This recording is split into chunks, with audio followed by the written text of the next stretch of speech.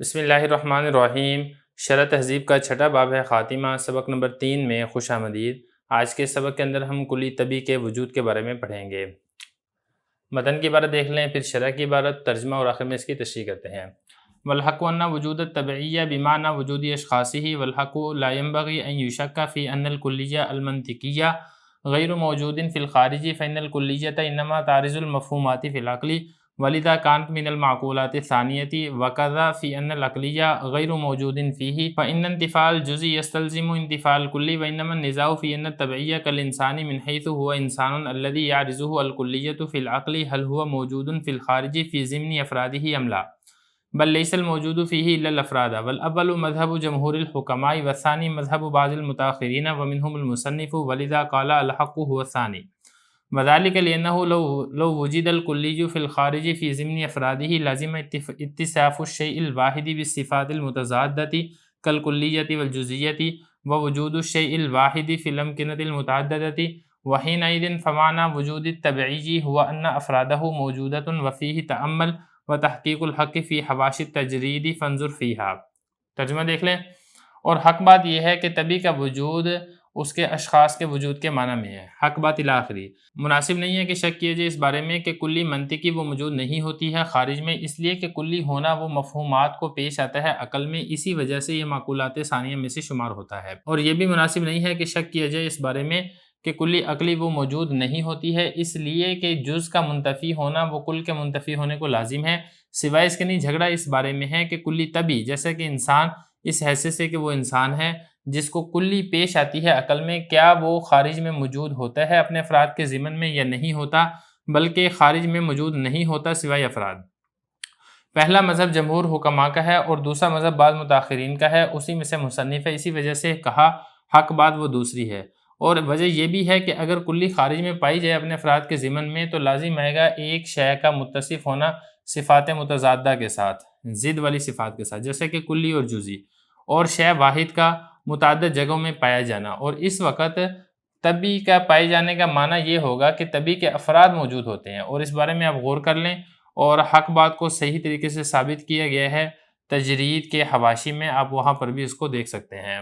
عبارت ہو چکی ہے، ترجمہ ہو چکا ہے، اب چلتے ہیں اس کی تشریح کی طرف۔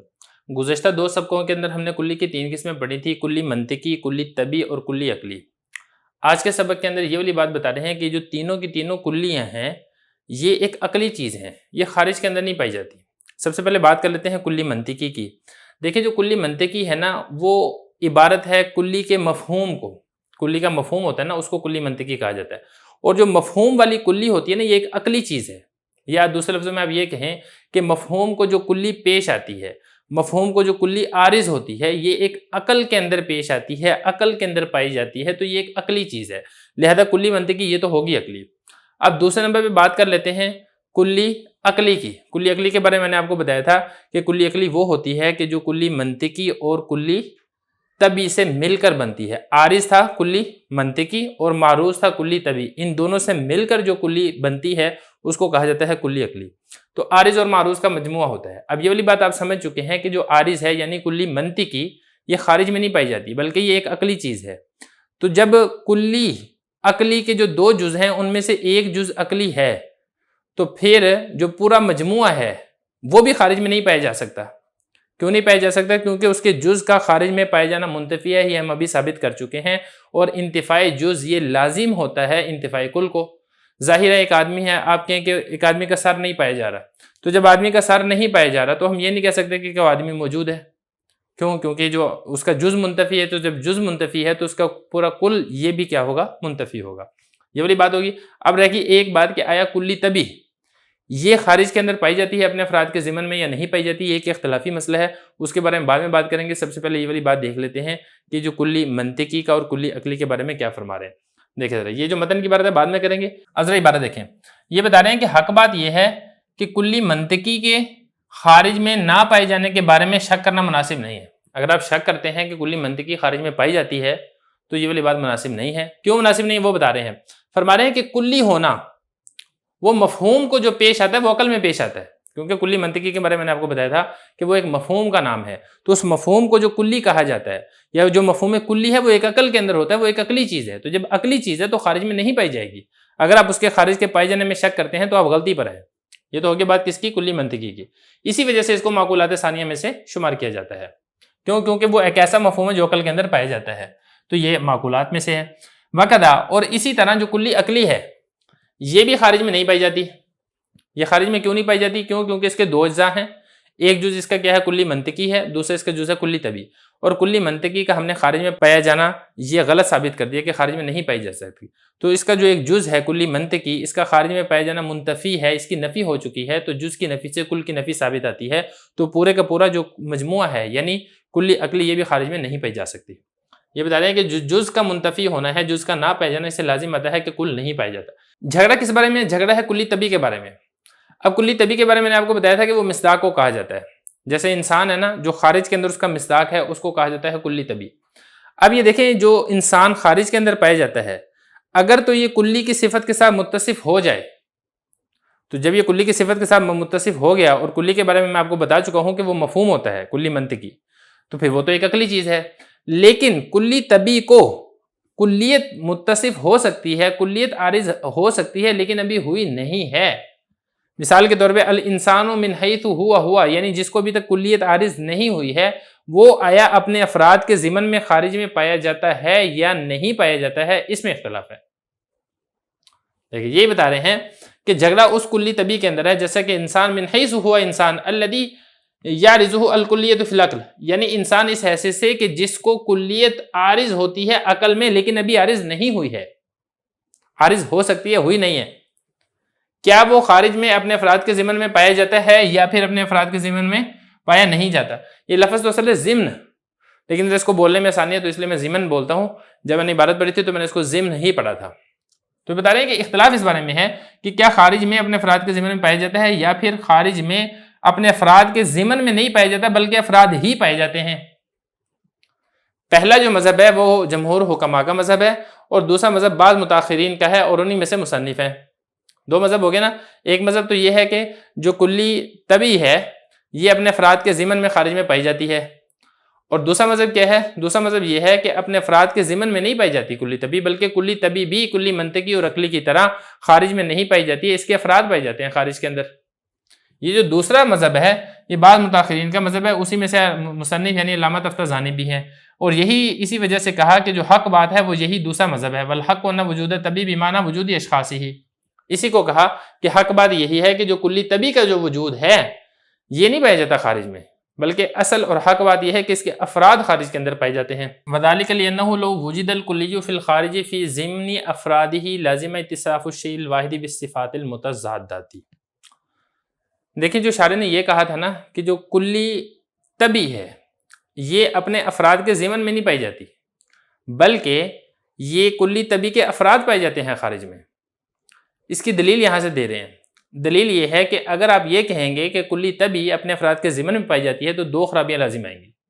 پہلی خرابی کیا ہے؟ پہلی خرابی سے پہلے آپ یہ سمجھیں کہ کلی ہے نا، کلی مثال کے طور پہ انسان، اب انسان کے افراد ہیں، جیسے اس کا ایک فرد ہے زید، دوسرا فرد ہے خالد، جو اس کی جزیات ہیں، تو جزیات جو ہوتی ہیں نا وہ متضاد صفات کے ساتھ موصوف ہوتی ہیں۔ جیسے ہم یہ کہیں کہ زید سو رہا ہے، خالد جاگ رہا ہے، تو یہ سونا الگ صفت ہے، جاگنا الگ صفت ہے۔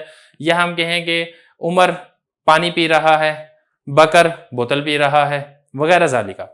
تو جو جزیات ہیں یہ تو متضاد صفات کے ساتھ متصف ہوتی ہیں، ایک جزی ایک صفت کے ساتھ متصف ہے، دوسری جزی دوسری صفت کے ساتھ متصف ہے۔ اگر آپ یہ کہیں گے کلی بھی اپنی جزیات یعنی اپنے افراد کے ضمن میں پائی جاتی ہے، تو کلی جو کہ شے واحد ہے اس کا متضاد صفات کے ساتھ متصف ہونا لازم آئے گا کہ زید سو رہا ہے یہ بھی کلی ہے، جس کا ایک فرد ہے زید اس کے ضمن میں یہ کلی پائی جا رہی ہے، اور یہی والی کلی جو اس کا ایک فرد ہے خالد اس کے ضمن میں بھی یہی والی کلی پائی جا رہی ہے۔ تو کلی ایک ہی ہے، یہاں پر سونے والی صفت کے ساتھ متصف ہے، یہاں پر جاگنے والی صفت کے ساتھ متصف ہے، شے واحد ضد صفات کے ساتھ متصف تو نہیں ہو سکتی۔ جیسا کہ آپ کہیں کہ یہ دن ہے اور ابھی رات بھی ہے، ایسا تو نہیں ہو سکتا، یا تو دن ہوگا یا رات ہوگا۔ یا ہم کہیں گے کہ زید جاگ رہا ہے اور سو بھی رہا ہے، ایسا تو نہیں ہو سکتا۔ تو دیکھیں یہ پہلی خرابی لازم آئے گی۔ یہ بتا رہے ہیں کہ اگر کلی خارج میں اپنے افراد کے ضمن میں پائی جائے تو پھر لازم آئے گا شے واحد کا متضاد صفات کے ساتھ متصف ہونا، جیسے کہ کلی اور جزی۔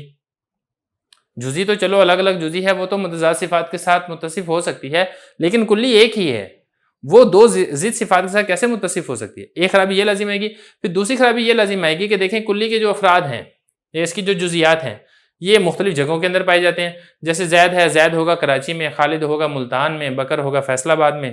اگر ایک ہی کلی اپنے ان تمام افراد کے ضمن میں پائی جا رہی ہے تو کل ایک ہی چیز کا متعدد جگہوں میں پایا جانا لازم آئے گا. حالانکہ ایک چیز یا ایک شے جو ہے وہ ایک جگہ میں تو ہو سکتی ہے، متعدد جگہ میں تو نہیں ہو سکتی. مثال کے طور پہ زید ہے، آپ کہیں کہ زید فیصل آباد میں ہے اور زید فیصل آباد میں بھی ہے، زید کراچی میں بھی ہے، ایسا تو نہیں ہو سکتا. یا فیصل آباد میں ہوگا یا کراچی میں ہوگا یا کسی اور جگہ پر ہوگا. یہ دو خرابیاں لازم آئیں گی. یہ بتا رہے ہیں دوسری خرابی یہ لازم آئے گی کہ شے واحد کا متعدد جگہوں میں پائے جانا لازم آئے گا. تو پھر مسئلہ کیا ہے؟ مسئلہ بتا رہے ہیں اشارے کہ دیکھیں بات یہ ہے کہ جو طبی کا جو وجود ہے کلی طبی کا، یہ بھی بالکل ایسی ہے کلی منطقی اور کلی عقلی کی طرح کہ جس طریقے سے یہ ان کے افراد خارج میں پائے جاتے ہیں، بالکل ایسے ہی کلی طبی کے بھی افراد خارج میں پائے جاتے ہیں. کلی طبی اپنے افراد کے ضمن میں خارج میں نہیں پائی جاتی. وفی تعامل، اور اس میں تعامل غور و فکر ہے. غور و فکر اس کے اندر یہ ہے کہ آپ نے یہ جو دو دلیلیں دی ہیں یعنی دو خرابیاں پیش آئیں گی، یہ ہمیں تسلیم نہیں ہے. یہ ہمیں تسلیم کیوں نہیں ہے؟ وہ اس لیے تسلیم نہیں ہے کہ وحدت کی تین قسمیں ہوتی ہیں. ایک ہوتی ہے وحدت نوعی، دوسری ہوتی ہے وحدت جنسی، تیسری ہوتی ہے وحدت شخصی. واحد ہو وحدت نوعی کے ساتھ جیسا کہ انسان، واحد ہو وحدت جنسی کے ساتھ جیسا کہ حیوان، واحد ہو وحدت شخصی کے ساتھ جیسا کہ زید. یہ شخصی کہہ لیں، آپ اس کو فردی کہہ لیں، آپ اس کو کوئی بھی کہہ سکتے ہیں. دیکھیں شے واحد اور واحد بھی ہو وحدت شخصی کے ساتھ، وہ تو صفات متضادہ کے ساتھ موصوف نہیں ہو سکتی ہے. جیسے کہ زید ہے، اب یہ وحدت شخصی ہے، زید سو بھی رہا اور جاگ بھی رہا، ایسا تو نہیں ہو سکتا ہے. لیکن جو واحد ہو وحدت نوعی کے ساتھ یا جو واحد ہو وحدت جنسی کے ساتھ، وہ صفات متضادہ کے ساتھ متصف ہو سکتی ہے. اور اسی طریقے سے وہ بیک وقت متعدد جگہوں میں بھی پائی جا سکتی ہے. لہٰذا ہم نے جو یہاں پر کہا ہے کہ اپنے افراد کے ضمن میں پائی جاتی ہے، تو یہاں پر واحد سے مراد، کلی واحد سے مراد یا تو واحد نوعی ہے یا پھر واحد جنسی ہے. واحد فردی یا واحد شخصی ہماری مراد ہی نہیں ہے. جب ہماری مراد ہی نہیں ہے تو پھر دو اعتراض کرنا یا دو خرابیاں پیش کرنا یہ بھی جائز اور درست نہیں ہوگا. یہ بتا رہے ہیں وفی تعامل، اس کے بارے میں آپ غور کر سکتے ہیں. باقی اس کے بارے میں آپ کو مزید وضاحت چاہیے ہو تو تجرید نامی کوئی کتاب ہے، اس کے حاشیے کے اندر آپ دیکھ لیں. آپ کو مل جائے تو پھر آپ مجھے بھی بتا دیجیے گا. فنظر فیہا، تو آپ وہاں سے بھی اس کو دیکھ سکتے ہیں.